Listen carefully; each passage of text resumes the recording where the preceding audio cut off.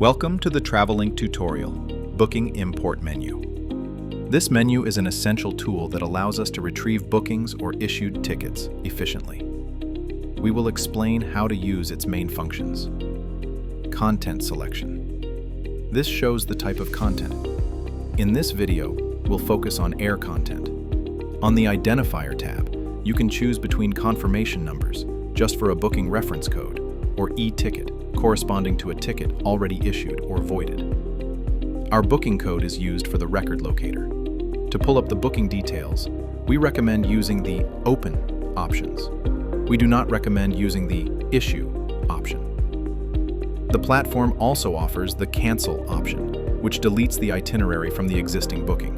And if needed, we can also assign seats. This option allows us to select or modify passenger seating. Thanks for your attention, and see you in the next tutorial.